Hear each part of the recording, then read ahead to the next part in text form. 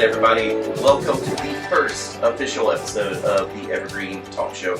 If you want to know more about who we are and what we're doing, we have an episode 0 you can check out. But really, just to recap real quick, Evergreen is a church that exists to practice and grow people in the way of Jesus while calling and teaching others to do the same. It's a church plant coming to the Tri-Cities of Tennessee in the years 2026, 2027. We'll be up there, and we would love to invite you in to this journey.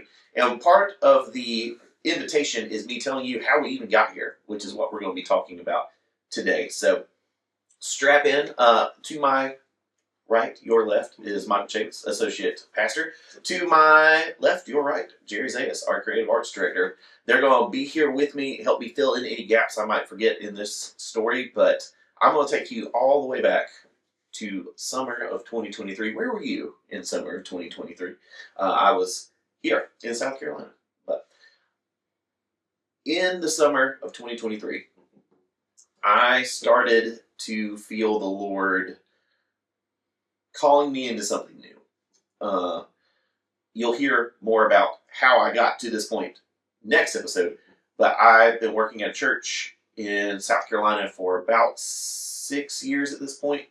Had held a couple different roles, and at this point I already know when the Lord starts shifting me and I'm feeling like I'm probably sitting in somebody else's seat. You know what I mean? From 2020 to 2023, I really sunk my teeth into this idea of prayer. Thinking I'd been a Christian, since 2009, but I never really even learned how to pray well until 2020, believe it or not. And one of my prayer partners, one of the guys that helped me in my prayer journey, is this guy named Jay. I'm planning on having him on the podcast later. Yes. So y'all get excited for that. He's great. But he was doing some worship stuff at the church I worked. I was in a more hospitality pastor role. But we were both partners in bringing this prayer culture to our church. In around summer of 2023, he was feeling the same thing I was, that he was being shifted. So he asked me if I would join with him in prayer to figure out where he was going, what he needed to do. That's great. And I said, sure, that's great. At the time we were getting ready to go to this youth camp that we do, a big youth camp every year, lots of kids, and me and him were both going. And the Sunday before we left, I really felt like the Lord was telling me to tell him that this was it, that he's going to figure it out at the summer camp. He's going to realize what the Lord is doing. Sure enough, we go down there. We have a night of worship one night. He comes up, grabs me all wide-eyed, and he was like, I heard, and I'm gone. And I was like, you're gone? And he's like, yeah, I'm not supposed to be on staff anymore. I'm supposed to go somewhere else. And I was like, wow, okay, well, the Lord's really just like moving and shifting things around here. Around that same time, too, me feeling like the Lord was doing something new. We walked through a hard season on my volunteer team. Someone passed unexpectedly. They were really young. It really, even though we weren't super good friends, it really affected me. Oh, yes. It does. Because she was on the prayer team. Our prayer team really came together, and we're believing for a miracle. And, she's way better now than she was. It really did something in me to the point where I was having my quiet time one morning, and I have this room above my garage where I read my Bible and I pray, and I was just like, Lord, what are we doing? I was about ready to just step out of ministry altogether. You feel like something's missing? What's missing? Well, I just felt uncomfortable. Fair. Super uncomfortable. It wasn't like something was missing. It was more like, I almost felt, well, this is, one of my good friends, his wife was like super, super pregnant at the time. And like the vision I kept getting in my head was like, that's how I feel. It's like, I'm uncomfortable, it's hot, my feet hurt, all this other stuff. That's how I was feeling. And, I obviously a man never had the experience of being pregnant. So ladies, I'm sorry, I'm not trying to, Anyway, that's a whole rabbit hole we could go down another time. But the Lord was very specific with me of just hold the line. I'm doing something. Trust me.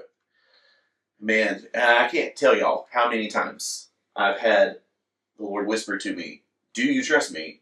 Since that moment. That was the day he started, and he hasn't stopped yet. So, we're heading into the fall. I'm holding the line. I'm doing my best. I'm doing the thing. I know that my time is running out, and but I'm being faithful. I'm staying true. And since I was in my 6th year on staff, this church that I was working for gives you 3 weeks off. Then you can tack on a week of vacation on the end after you've been on, and when you're in your 7th year on staff. So I talked to my boss, sorted some things out, figured out that I was going to be off from the last week of October until basically the Sunday after Thanksgiving. That's my favorite time of year. I love the fall. If I could live perpetually in fall, I would find a way to do that. And this was specifically for like sabbatical purposes. Yes, right? sabbatical purposes. Yeah, to take a rest to evaluate. And at the beginning of the sabbatical, me and my wife and our friends Grady and Amanda and their boys and our kids went up to Tennessee because we had Dollywood season passes and we needed to use them because we paid money for them. So we get up there, we stay in a cabin. It's fun. You know, Dollywood had just flipped from like their Halloween decor to their Christmas decor. It was a lot of fun. We went to that sabbatical was great. We went and saw wrestling. It was it was awesome. Wrestling. That's how you have to say it so people know. Not Olympic style wrestling. Okay? Fair.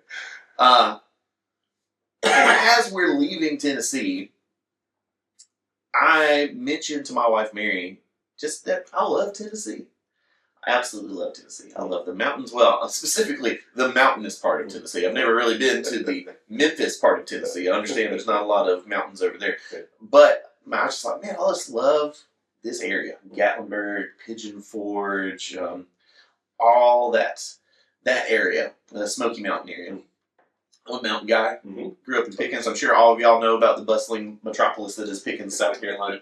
But, you know, I got red mud flowing through my veins, mountain water, all that stuff. And as I was mentioning how much I love Tennessee, and how, you know, maybe we'll retire up here one day. Wouldn't that be nice? And I felt something kind of click into place inside me. And I was like, oh, okay, well, don't really want to talk about that right now. We'll just... So, part of this sabbatical was you have to be by yourself for at least 24 hours. So I have a pastor friend, shout out to Pastor Jamie Duncan, love him a lot. He let me, at a very discounted rate, use his Airbnb that's at the foot of the mountains in Pickens over on the river. And as I was down there just talking to the Lord, he just wouldn't leave me alone about Tennessee. So I was like, okay, well, maybe I should look into Gatlinburg, Pigeon Forge, Sevierville, because that's the only part of Tennessee I really know up to that point. And it's great, and I love it, but it was clear that's not where we're supposed to land. At the same time, I'm talking to Michael about all this on our weekly chat, and he keeps being like, you know, maybe the Lord wants you to move up there and plant a church. And I was like, no. Absolutely cannot be it. So he put the seed. Well, the Lord put the seed. He was already talking. I watered. Yeah. Michael was the one that was over there with a tiller just... Bring up the fallow ground. That's right. That's what he was doing. Oh, man. Yeah, so he keeps saying, like, maybe you're supposed to plant a church. And I kept... Michael, come on, man. I am not senior pastor guy. I am Aaron. I hold Moses' arms up. I stand on the side. I do discipleship stuff. I do hospitality stuff. And I even do worship stuff. But I do not do senior pastor stuff. Ha ha ha. You know. The other thing that the Lord whispered to me while I was at this place was to begin the conversation with my boss about moving into my buddy Jay's old role, which is a worship role. Yes. Which I thought was a part of my life that was done. Like, absolutely done, because I did worship stuff in high school when I did not know the Lord. Not a good space to be, and you don't know the Lord, and you're trying to lead worship.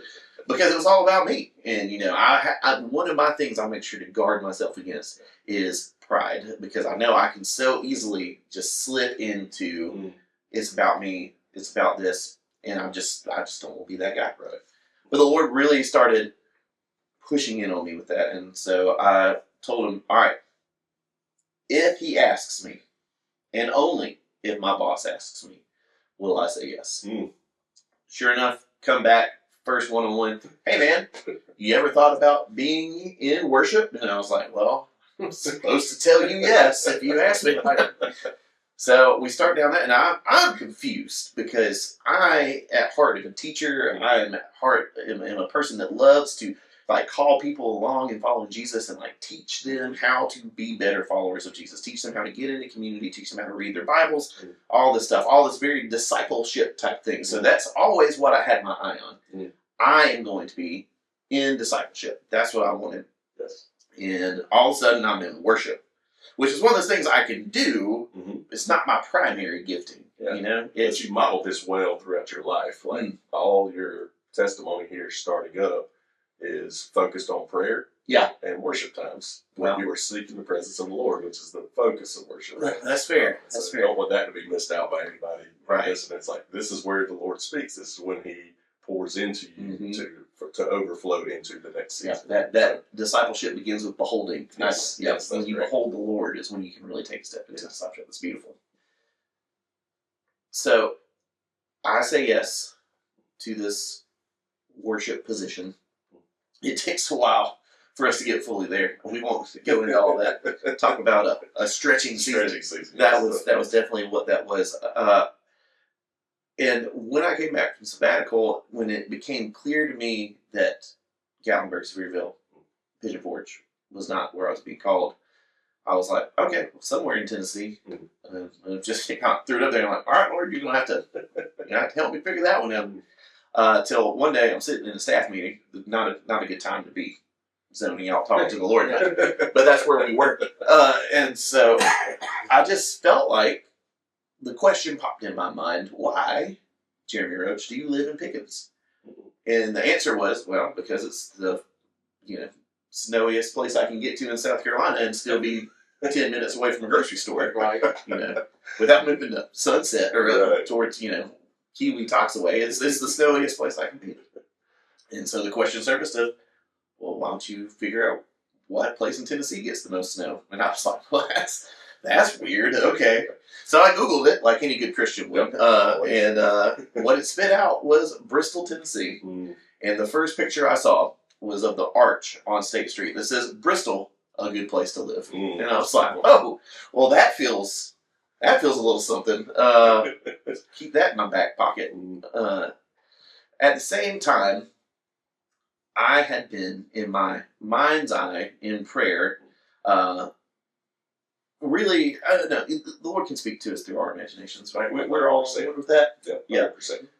So in prayer, I had just been, when I'm trying to relax, trying to get this peaceful spot so I can really hear the Lord, turn on some ambient, whatever music, and I began picturing in my mind this lake. And it was a very specific lake. I don't think I'd ever been to a lake that looked like this, but it was kind of this cove with a dock, and then it went around like this, and there was two mountains, and then the rest of the lake went through it, and I would just sit on that dock with Jesus and hang out, and it was peaceful, and it was serene, and it was, I'd be having a bad day, and I'd be like, well, let me sneak into the prayer room, and I'll just get on the dock with Jesus, and it'll be fine. Sounds like a dream, doesn't it? Yeah, it's man. I remember the first time you told me about this prayer session. And in episode 3, I'll be giving a little bit of my own testimony, but the Lord also speaks to me through pictures and my imagination. And what I pictured was not the same thing that you had. Yep. Just interesting how the Lord could use the same thing multiple ways for different people. Yeah. So, one day, back from sabbatical, really trying to work out what is happening. Because I'm still feeling like I'm moving into a different spot. It's not the spot I was going to move into, and I still feel like that's not the spot I'm landing in permanently. So I'm asking God, like, hey, why the worship position? Why not the position I've been wanting? And he very clearly comes in my mind, well, because you know how to do the discipleship stuff. I need you to learn this. And it's like, well, why? Why do I need to learn this? Why do I need to learn how to, how to build a service and how to produce the service and how to make sure that all my ducks are in a row and like we can pull off a Sunday? And he's like, well, because I'm sending you. And I said, sending me where? And it doesn't. Where are we going? I keep thinking about Tennessee. Tennessee's a pretty big state. Like, where? Memphis, Nashville, all this other. What are we doing? And I'm not a big city guy. I mean, I live in Pickens. And so I'm in the prayer room one day. We're having this kind of wrestling match, me and God, about what are we doing? What are we doing? What are we doing? And I go to get up, and I feel very strongly in my spirit, like, you need to look and see if there is a lake in Bristol, Tennessee. It's all coming together. Yeah, and I was like, I remember I stood up from the couch, and I was like halfway up, halfway down, and I'm freezing in midair, and I'm like, all right, Lord, we're going for broke here. If there's no lake, this is over. That's it. This is over. I'm sitting back down. I'm going to live out my life in Pickens. My daughter's going to graduate in Blue Flame Blue, And so I sit down. I do the godly Christian thing of pulling out my phone and Googling lakes in Bristol, Tennessee. And the first one that pops up is Steel Creek Lake. And it is the exact same lake I had been seeing sitting on the dock with Jesus. And immediately I freak out. As one should. Yeah, I leave the prayer room. I go sprinting across our church. I go into our office area, and I walk into my boss's office, and I slam the door, and I said, "We'd have to talk now." And so I started unpacking all this to him. I hadn't told him any of this, and so I'm like laying it out one by one by one by one, and immediately he looks at me and goes, "You need to talk to Mary." Like, a week ago, you needed to talk to Mary. And I was like, oh gosh, y'all meet my wife Mary in a couple of episodes. Let me give you a little synopsis. She doesn't like change. She doesn't really like people a whole lot. She likes me, which is, praise God. She doesn't like the beach, which that won't be a problem in Bristol. Yeah. But like, Mary is very much a creature of habit. She knows what she knows. She likes what she likes. She settled. When we moved into this house in Pickens, she said point blank, we are never moving again. So I don't want to help you move that piano anyway. That was rough. That piano. Lord help us with that piano. Yeah, man, we'll see if that comes with us. Golly, it might be easier just to buy one up there. Okay, anyway. So, it's date night. I'm in the car with Mary. And I was like, hey, I've been kind of like joking a little bit about, when we have our own church. I think we're supposed to have our own church. And I think it's supposed to be in the Tri-Cities area of Tennessee. Like I said, I'm pretty sure I told her, I think it's supposed to be in Bristol, Tennessee. And she just Googled Bristol, and she was like, Jeremy, that's so far away, the price of living. And I was like, you're probably looking at Bristol in the United Kingdom. Yes. I'm talking about the one that's like 3 hours that way. And so she thinks about it. She takes it in, and she goes, I'll go if someone goes with us. And I said, okay. Well, Lord, you heard that. Yeah. This is my wife. This is my first ministry. Mm-hmm. So if we're going to go, you got to send someone with us. And so I thought, got him in a corner now. What's he going to do? Until I called this joker.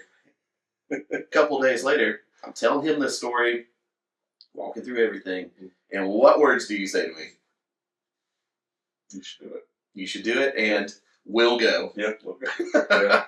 I said, I need the Lord to confirm for me personally, but I had already been dealing with the Lord calling me personally and telling me, hey, you might be one of these church plants. And I said, no, that's not me. And I kind of put the Lord to the side as we normally do. Yep.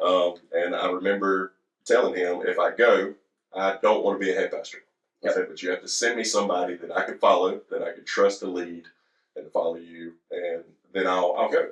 Mm-hmm. And so when you came and started talking, I was like, Lord, this will be match made in heaven right here. Yeah. You're going to send my brother, and you're going to allow me to go with them. Like that would be wonderful. But also, I need you to bring my wife in, kind of the same as you did with Mary. So yeah. There you go. So there's 4 of us, and I have no idea where to go or what to do. Right. So we start having conversations with people, and the first thing that struck me was how many connections we had to the Tri-Cities. Yes. It was crazy. It seems like everyone I told was like, oh, my cousin, my mom, my whoever. I went to college there. Yeah, hey, I come from there, and I ended up down here. So many people. Fascinating. Yeah, for this, this town I'd never heard of because I don't watch NASCAR. Yeah. I will promise you I will start watching NASCAR when I move up there. I'll try, but I'm not promising. But yeah, all these people who were like, yeah, absolutely. That makes so much sense. And so I'm just like, okay, well, so we worked this out. Really, this was, around New Year's, February, when all this kind of came into fruition.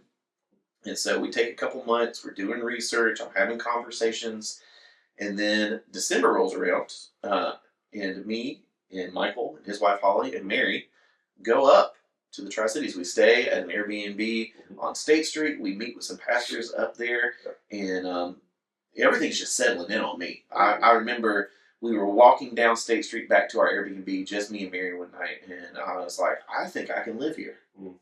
I think that this is it. And she's like, yeah, I think so too. Now, Michael and Holly at this point, still not sold. I hadn't agreed to anything. Hadn't agreed to Lord hasn't spoken to me. All we've done so far is eat some good food. Yeah. Amen. We did do that. Went and explored a cave and saw some lakes. That was it.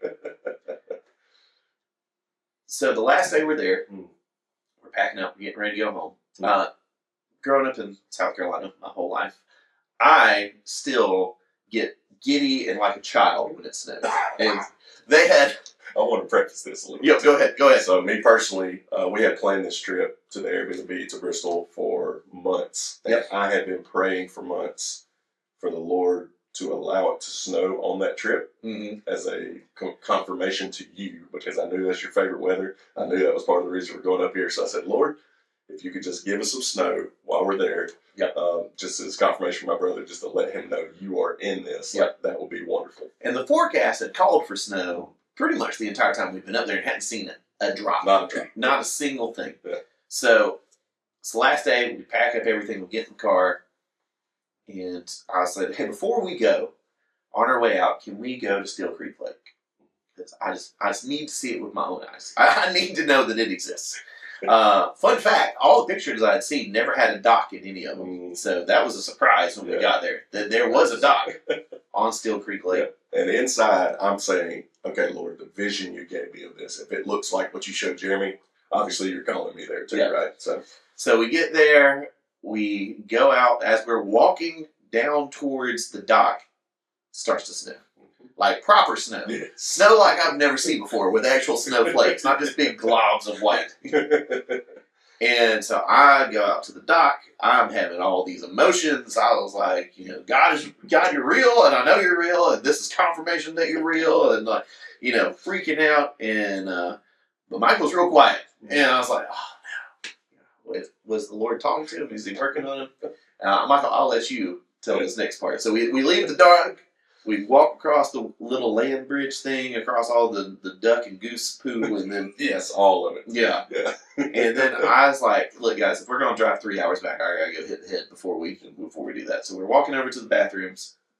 And Michael, what do you see? Yeah, so even before that, I think I told you about the prayer, because I hadn't told you I had been praying for snow. Right. So I just kind of, spoke that word over you, let you know, hey, the Lord's here today.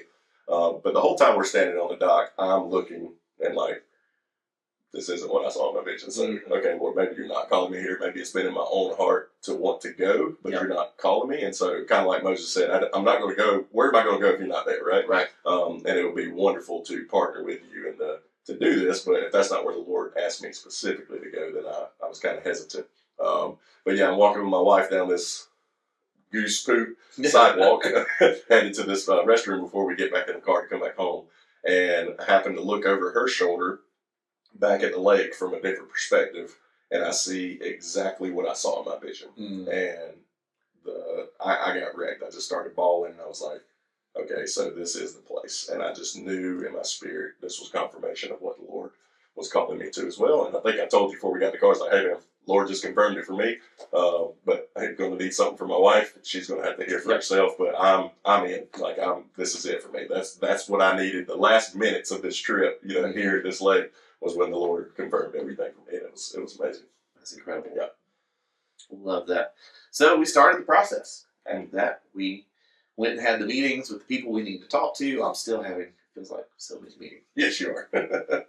And as we journeyed through this, things started to, they're not all the way in focus now, but they started to come into focus a little bit of what roles we were going to have, what we wanted this church to be about. You'll hear more about that in our ecclesiology episode. Yeah. We had this guy have his own moment with the Lord where he said, come and see what I want to do with you. And that was this past December 24. yeah.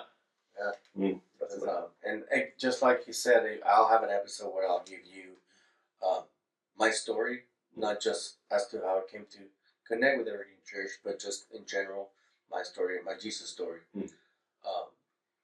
But we try to push doors open for ourselves our entire lives until there's a brick wall behind each one. Right? That's good. And God finally said, "Oh, hey, here's the one door that I've been telling you about." So here we are. Yeah, love that. So, man, that feels like it was forever ago and yesterday all at the same time. So, we've been busy ever since then, writing bylaws and covenants and vision statements and all the things. The Lord has been so faithful to us to provide for us. Yeah, all the things. And, man, I am just so honored and happy to be sitting here today talking with y'all on the other side of the camera about what the Lord's doing and where we're going. Evergreen Church will be a church that feels like family. Evergreen Church will be a church that preaches the Bible. Evergreen Church will be a church where lives are changed and where you can step into family. So we're excited for you to be on this journey. We love y'all. I'm going to bring in a few things. Yeah. That, I forgot to bring up on our announcement episode 0. But first, if you see me looking to the side a lot, it's because I'm trying to adjust the sound. This is kind of new to us. Jerry's the brains of the trying to figure it out. So it's not that I'm distracted. It's because I am actually distracted. So on all the episodes, there'll be show notes with shout outs to everybody. Ways to contact us. Shout outs and links to all of Split Wave Music socials and music, Apple Music, Spotify, whatever. Because they were so generous to write our music for us.